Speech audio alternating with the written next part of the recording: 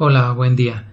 Hoy continuaremos con el tema de parasitosis intestinales causadas por protozoarios y revisaremos el tema de Giardia lamblia, de la giardiosis causada por este protozoario. Es un parásito que yo creo que es el que menos se les olvida, lo tienen muy grabado en su imagen por el aspecto morfológico que tiene este parásito. En realidad es muy fotogénico y pues siempre lo recordamos porque da la apariencia de una cara incluso pues sonriente, ¿no? Con ojos muy expresivos, ¿no? Que corresponderían realmente al núcleo y a una estructura que se llama cuerpo basal, que después o cuerpo medio, que después revisaremos. Bien, esta es la forma del trofozoito de Giardia lamblia. Lo van a encontrar con diferentes nombres. Lamblia, la especie es de las más conocidas. Sin embargo, también lo podemos encontrar como Giardia intestinalis, Giardia duodenalis, pero digamos que todos esos nombres son válidos. En nuestro medio quizás el que más se ha utilizado es Giardia lamblia. Y bueno, es un protozoario flagelado y su microhábitat básicamente es el intestino delgado y específicamente la región del duodeno. Se puede extender un poco más hacia el yeyunio, pero su microhábitat fundamental es el duodeno. Ahí encuentra las condiciones para poder mantenerse en forma óptima. Y al igual que revisamos en amibas, presenta la fase de trofozoito y la fase de quiste, que son de naturaleza biológica muy similar. Es decir, el trofozoito es la fase del parásito que puede dividirse, que está activa metabólicamente, que se alimenta, que produce los mecanismos de virulencia y por lo tanto va a estar provocando las lesiones o los daños en el tejido donde se encuentra, en este caso fundamentalmente el duodeno. Y la fase de quiste es la fase de resistencia, la fase infectante, y es la fase que se disemina al medio ambiente y puede ser transmitida a otros hospederos. El ciclo biológico entonces es también directo y es muy similar al que revisamos en las amibas. Se considera que Leeuwenhoek en 1681 fue el primero que observó este parásito al microscopio. Recuerden ustedes que el microscopio de Leeuwenhoek pues era muy rudimentario, muy pequeñito, difícil de observar, pero aún con esas dificultades él realizó muchas observaciones y descripciones de muchos microorganismos, a tal grado, bueno, que lo consideramos como el padre de la microbiología. Y dentro de sus registros, él dibujó estructuras parecidas a estas, estructuras piriformes que él narra en una carta que envió a la sociedad de investigadores de su época.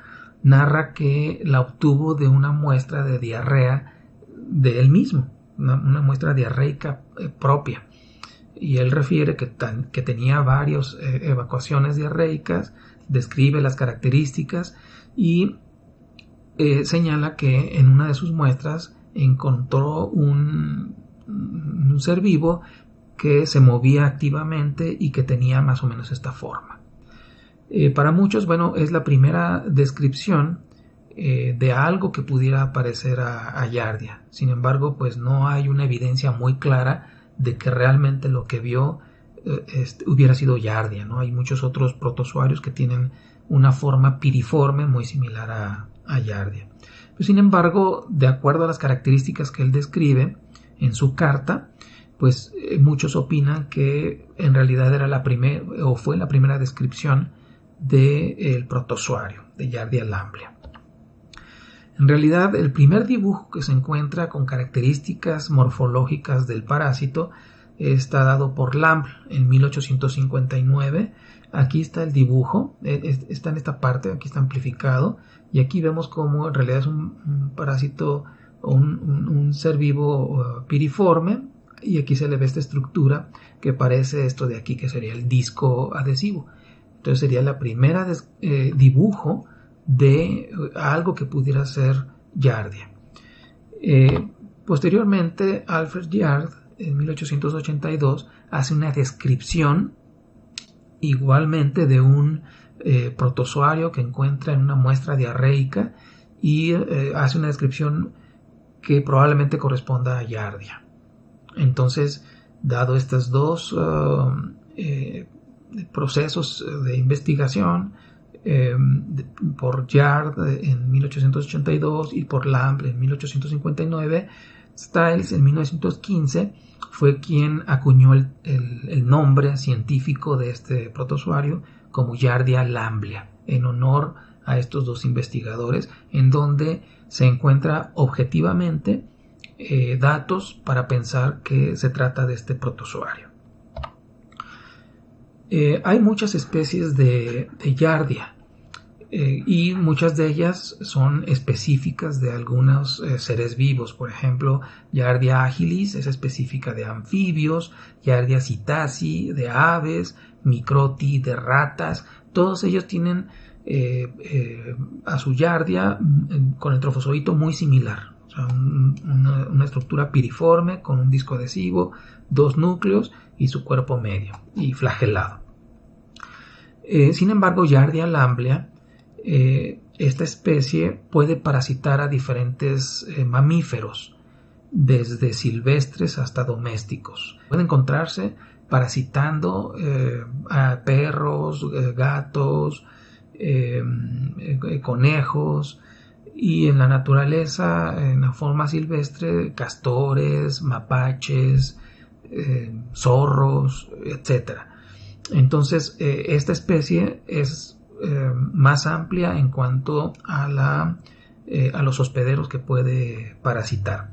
De tal forma que entonces vamos a considerar a Giardia lamblia como un parásito que puede causar enfermedades zoonóticas. ¿Cómo es este parásito? Vamos a revisar las fases de trofozoito y la fase de quiste. Vamos a iniciar con el trofozoito. Como les decía, tiene forma de pera, es forma piriforme, es simétrico. Si ustedes pueden observar, los dos lados del parásito son muy similares, mide entre 10 a 20 micras en longitud, tiene 4 pares de flagelos distribuidos a lo largo de su cuerpo, tiene 2 núcleos y tiene 2 axostilos. Estos axostilos son unas varillas que recorren prácticamente toda la longitud y por la parte media del cuerpo. En realidad son estructuras de citoesqueleto que le permiten a los flagelos anclarse y darle estabilidad para poder realizar sus movimientos. En la parte anterior del parásito existe una estructura que es distintiva de Giardia lamblia y de todas las especies de Giardias, que es el disco adhesivo. Es una estructura redondeada que la función fundamental es permitirle al parásito adherirse a superficies. Es la estructura que utiliza para adherirse, por ejemplo, al epitelio duodenal. Sin embargo, también se puede unir en medios de cultivo artificiales, por ejemplo, a vidrio o a plástico. Entonces parece ser que es una estructura que desde el punto de vista mecánico puede ejercer una función de adhesión. Y tiene esta otra estructura como una uña de martillo que se llama cuerpo medio, que es la caricatura pues, le da el aspecto de la boca del parásito. Los dos núcleos, pues los ojos, el disco parece como si fuera la cara y los flagelos como si fueran las extremidades. Entonces, por esa razón no se les olvida este parásito. El cuerpo medio aparentemente tiene la función de contener algunas estructuras de citoesqueleto que las utilizará el parásito cuando se va a desenquistar. ¿Sí? Digamos que es un reservorio de citoesqueleto que dará origen en buena medida al disco adhesivo. Giardia es considerado como uno de los eucariotes más primitivos desde el punto de vista evolutivo. No tiene mitocondrias, tiene un aparato de Golgi no muy tradicional, su sistema membranoso no es el clásico de los eucariotes. En el 2003 se descubrió que este parásito tiene mitosomas, que son unos remanentes de mitocondrias que en el parásito no hacen la función de generar energía, tienen otras funciones para el metabolismo de proteínas ferrosulfúricas. Esta es una microfotografía electrónica de barrido donde ya le ponen pues colores a diferentes estructuras. Aquí podemos ver eritrocitos en rojo, leucocitos, células epiteliales, y aquí está la Giardia vista de abajo, de la parte ventral. Aquí se le aprecian sus flagelos, la forma piriforme, y este es el disco adhesivo. Bueno, un dibujo del parásito, otra vez solamente para puntualizar la forma, el disco, los núcleos, el cuerpo medio, la flexibilidad que tiene este parásito, puede moldearse a diferentes niveles con ciertas limitaciones, y del lado pues es un parásito que pues digo, sí está bonito de la cara y es muy chistoso, pero está jorobadito, ¿verdad? O sea, tiene que tener algún defecto, ¿no? Bueno, entonces la parte dorsal del parásito es convexa, y la parte ventral, que es donde está el disco adhesivo, es cóncava. Entonces tiene una concavidad, y acá está jorobadito. En realidad, en una muestra clínica, en este video podemos observar una muestra de heces, un trofozoito de Giardia ahí moviéndose, ¿verdad? Ahí lo pueden ver cómo está de lado, jorobadito, y de la parte frontal se aprecia un poco el disco adhesivo. Entonces, en realidad parece una cacerolita, ¿no? Ese es el movimiento característico del trofozoito en una muestra de heces. Es un movimiento muy peculiar que también nos ayuda a distinguir este parásito de otros trofozoitos intestinales. En tinciones especiales, pues podemos observarlo de esta forma: la piriforme, los dos núcleos, parte de los flagelos, el cuerpo medio. Es el aspecto pues tradicional que hemos hablado de una carita pues alegre, ¿verdad? Sin embargo, no siempre se ve así en las tinciones, también se puede ver enojado. Entonces, esto depende del tipo de tinción que se utilice. En esta tinción lo que se trata es de resaltar un poco más los flagelos, entonces adquiere más colorante los núcleos y le da este aspecto más agresivo o terrorífico, no tan bonito y clásico como acá, como esta cara de payasito, ¿verdad? Pero bueno, aquí están solamente para resaltar los flagelos, el cuerpo medio y los núcleos. En realidad pues así se ve, ¿verdad? Es un parásito pues mucho más fotogénico que lo tradicional. Este es un peluche de Giardia. A microscopía electrónica, pues así es como se ve la parte ventral, la parte de abajo del parásito. Aquí está el disco adhesivo, sus flagelos, y esta es la parte de arriba del parásito, la parte dorsal. Está pegado a una superficie. Ya hay artículos que han descrito el movimiento del parásito con mucho detalle. Por ejemplo, describieron este movimiento de la parte caudal, de la punta del parásito, cómo realiza ese movimiento o ese doblez del cuerpo y emite los flagelos hacia un extremo. ¿Qué función tiene? Pues no se sabe, ¿verdad? Pero está descrita esa característica en ese artículo. Aquí solamente para que vean, pues, con microscopía electrónica de barrido, cómo el disco adhesivo está completamente pegado a la superficie, ¿sí? Esto seguramente es una superficie inerte, de un vidrio plástico, pero da la apariencia pues de que el disco está completamente plano sobre la superficie, como si fuera una goma de estas que utilizamos o chupones para pegar como ventosa en superficies, ¿no? Que se le pone un poco de agua y se pega firmemente en alguna superficie, presionando un poco para aplanar la concavidad del chupón, de la estructura. Algo parecido pudiera suceder con el parásito, ¿no? Esto es el disco adhesivo totalmente pegado sobre la superficie. Esta es la parte ventral del parásito. Aquí está el borde del disco, ¿sí? Visto por arriba, y parte de los flagelos. Este es otro video del mismo artículo que les comentaba para que vean cómo realiza un movimiento de desplazamiento batiendo la parte caudal, la cola, digamos, del parásito en forma como si fuera un delfín o una ballena, algo así, ¿no? Esto también ya está descrito, el tipo de movimiento que realiza para poder desplazarse. Pues yo a veces me imagino que esta Giardia con estas microfotografías electrónicas tan bonitas da la apariencia de que fuera como una mantarraya, algo parecido a eso, ¿no? Es un aspecto muy, muy similar.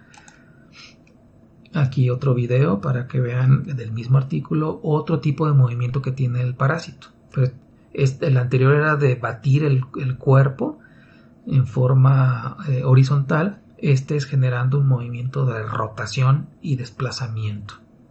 Estos son movimientos diferentes que también están descritos en el mismo artículo. Visto por abajo, el disco adhesivo en realidad no es una estructura circular cerrada. En realidad lo que es el disco adhesivo es una cinta.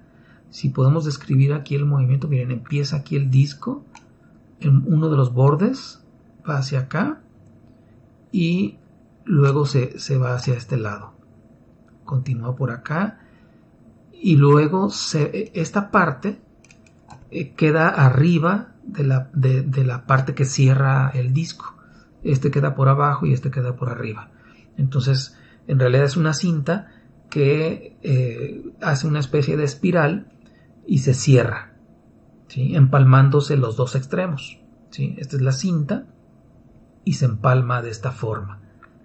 Entonces, queda un hueco en el centro, en donde no hay disco adhesivo, no hay citoesqueleto. Este disco adhesivo está formado en realidad de microtúbulos y unas proteínas especiales del parásito que se llaman giardinas. Es una estructura muy, muy rígida que le permite justamente hacer la función de adhesión.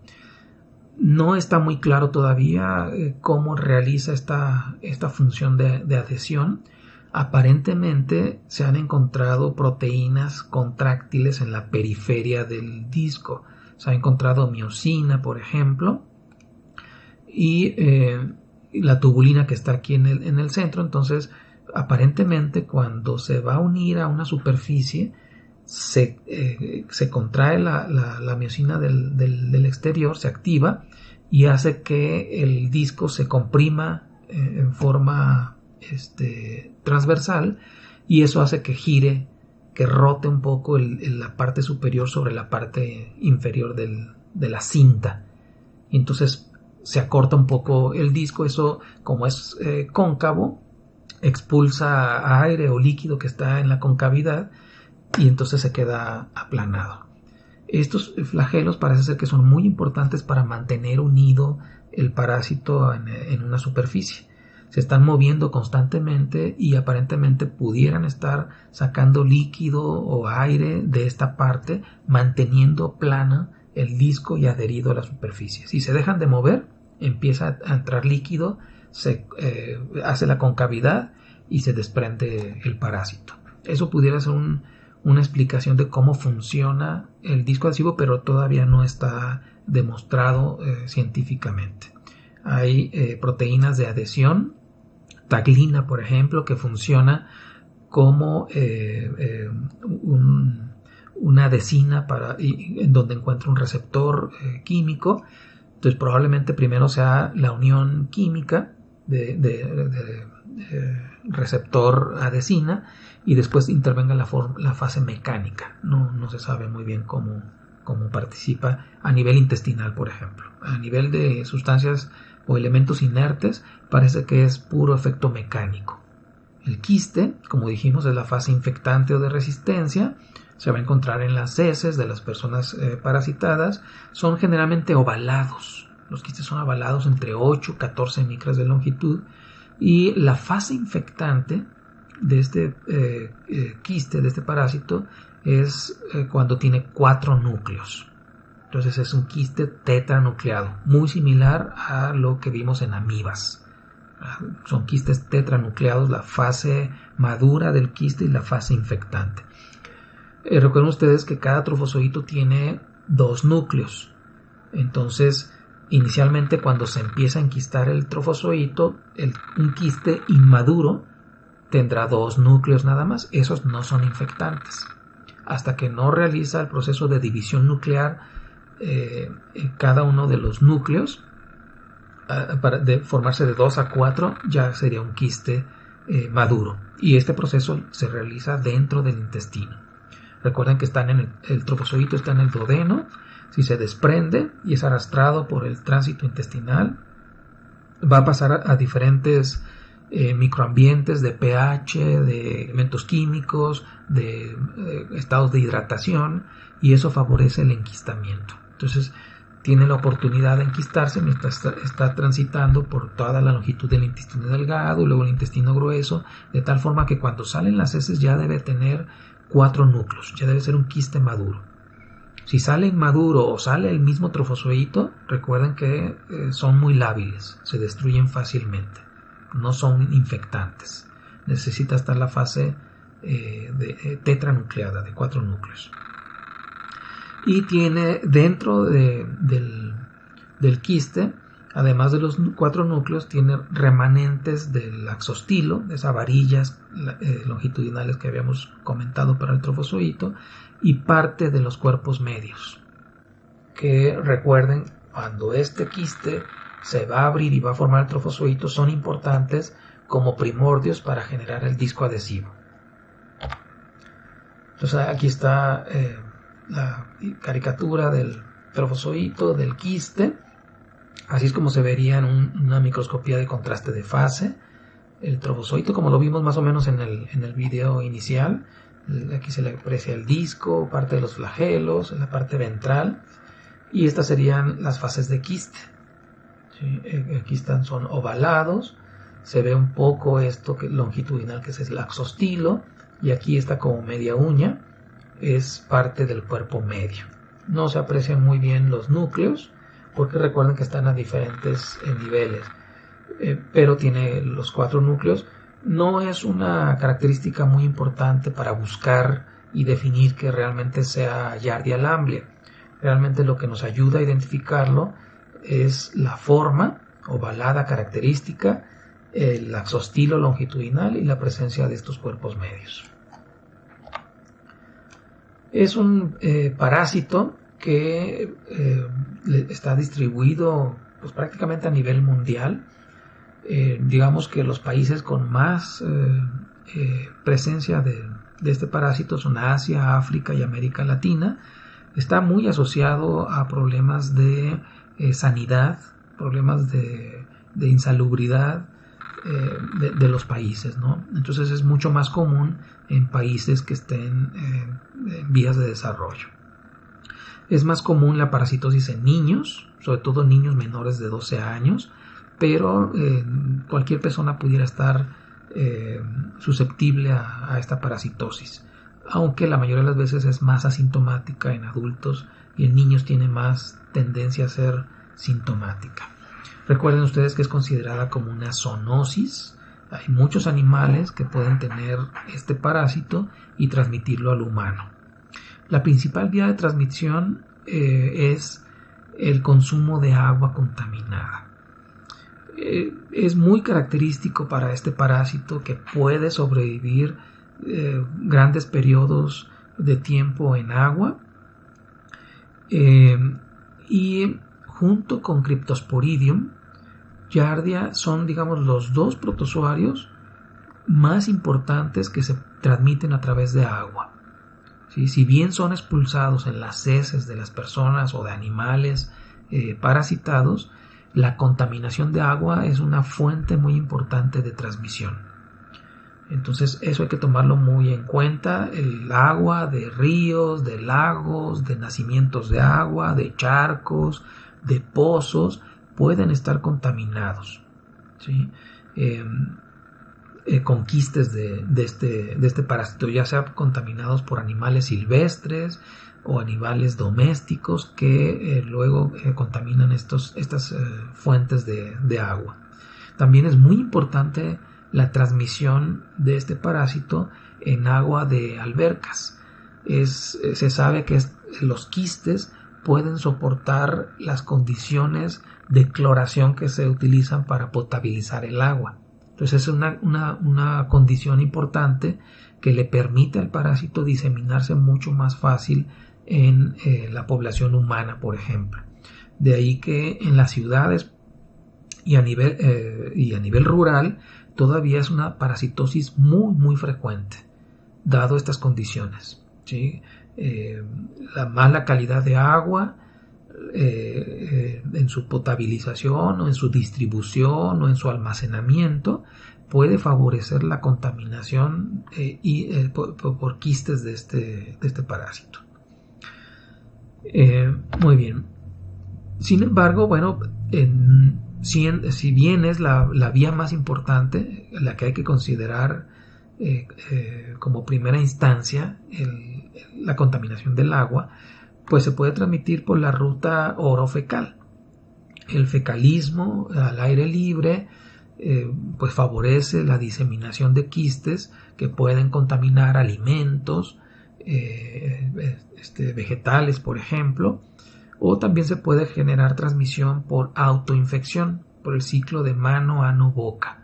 Recuerden ustedes que los quistes, cuando salen de las heces de personas o de animales parasitados, ya son infectantes, ya son tetranucleados.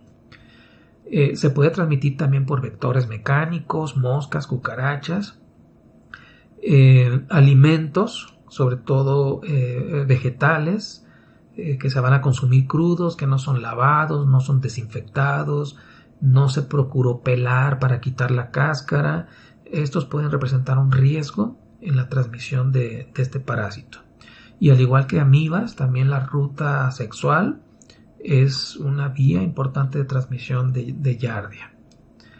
En muchas ocasiones, las personas que más son susceptibles de infecciones por Giardia son turistas, sobre todo turistas que acuden a países en donde la parasitosis es endémica. Ya dijimos Asia, África, América Latina. Los turistas pueden padecer de diarreas causadas por este parásito. Tal forma que, por ejemplo, en Estados Unidos, si van a visitar alguno de estos países, pues les recomiendan que hiervan o cocinen o pelen los alimentos para consumirlos, ¿verdad? Si no están en estas condiciones, si no está el agua potabilizada y no hay posibilidades de hervirla o no está cocinado el alimento o no se puede pelar, preferentemente no consumirlo, ¿sí? Dado que es muy común las diarreas causadas por Giardia en turistas, tal forma que incluso se le ha llamado la diarrea del viajero a esta parasitosis cuando se presenta en turistas. Este es el ciclo de vida, el ciclo biológico de Giardia. Es un ciclo directo, muy similar al de las amibas, como habíamos mencionado, e inicia cuando los quistes son ingeridos. Quistes, recuerden ustedes, maduros, tetranucleados, que estaban contaminando agua fundamentalmente, pero también alimentos o las manos de la persona. Cuando llegan los quistes al estómago, recuerden que es un estímulo solamente para que se reblandezca la pared del quiste y se estimulen los trofozoitos que están dentro. Ya que pasan al duodeno, al intestino delgado, el cambio de pH, las condiciones microambientales favorecen que entonces ahora sí se abra el quiste y van a salir 2 trofozoitos. ¿Sí? Aquí están los quistes, salen 2 trofozoitos e inmediatamente, en cuestión de pocos segundos, se pegan a la mucosa del duodeno. Ese paso es importantísimo. Si no alcanzan a pegarse en el duodeno, es muy difícil que puedan sobrevivir en otro sitio del intestino. Entonces el proceso debe ser rápido. Este proceso de abrirse, desenquistarse, salir el trofozoito, madurar morfológicamente y pegarse, es muy importante para que el parásito pueda sobrevivir.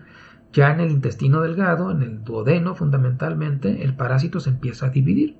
Se divide por fisión binaria, fisión longitudinal, se generan muchas células, van pegándose a la superficie del duodeno y los trofozoitos que se desprenden del duodeno, del epitelio, pues entonces tendrán la oportunidad, mientras realizan su recorrido por el intestino delgado y el intestino grueso, de enquistarse y de madurar, de formar 4 núcleos y salir en las heces para nuevamente contaminar ambiente, vegetales o las manos de la persona, etcétera, y localizar otro hospedero para continuar con su ciclo biológico. Así de sencillo es este ciclo, muy similar, como les comento, al de amiba, ciclo directo.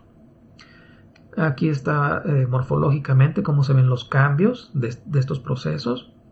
Este es el enquistamiento, un trofozoito va formándose vesículas de la pared del quiste en la superficie, se redondea poco a poco hasta formar un quiste maduro.